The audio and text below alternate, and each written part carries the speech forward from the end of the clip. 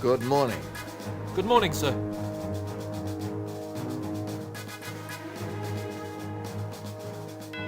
Gentlemen, we are at war. Yesterday morning, a bizarre transport landed at Horsell Common near Woking. It contained what is now believed to be an advance of an invading army, for without provocation, its occupants attacked civilian and military targets. We have with us a journalist who was an eyewitness. Hopefully, he can enlighten us as to the origin and intentions of these aggressors.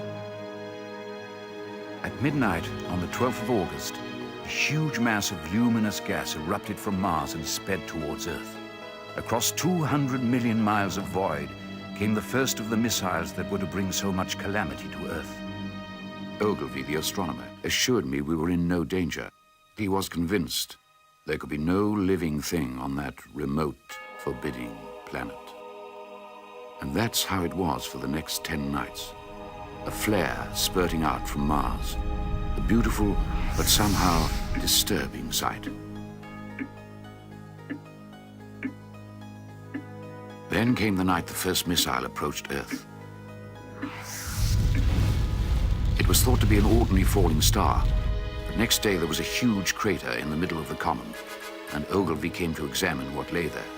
A cylinder, 30 yards across, glowing hot, and with faint sounds of movement coming from within.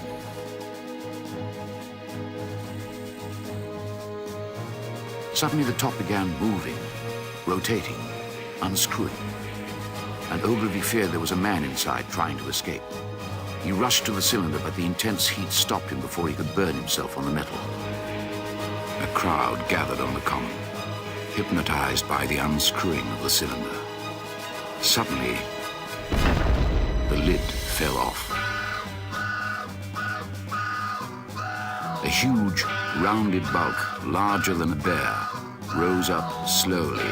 Its lipless mouth quivered and slavered, and snake-like tentacles writhed as the clumsy body heaved and pulsated. Ogilvy and a few young men crept closer to the pit. A tall funnel rose, then a ray of heat leapt from man to man, and there was a bright glare as each was instantly turned to fire.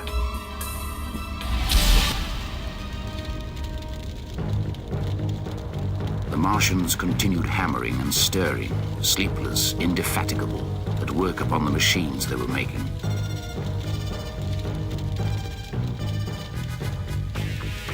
People clawed their way off the common, and I ran too. I felt I was being toyed with, that when I was on the very verge of safety, this mysterious death would leap after me and strike me down.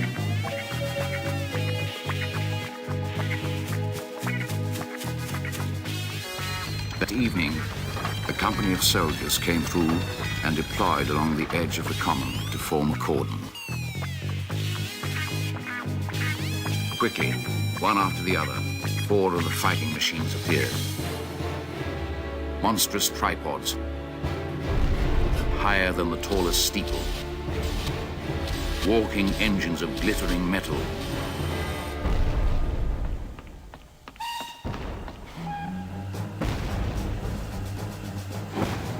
The pounding of guns from the common grew louder.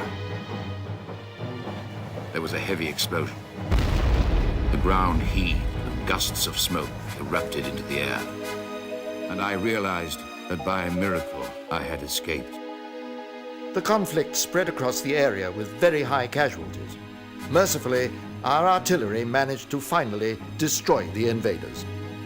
Little is known about these Martians, except that they're resolved upon conquest, and their technology is far more deadly than ours. Observations of the other incoming missiles imply that they have changed course, perhaps in light of our victory, to land in Scotland. All of our forces are being mustered to face them. Our chief scientists and engineers are already working on technologies which may aid us. We must face and destroy this Martian threat, for if we fall, the rest of the world must surely follow. Gentlemen, good luck.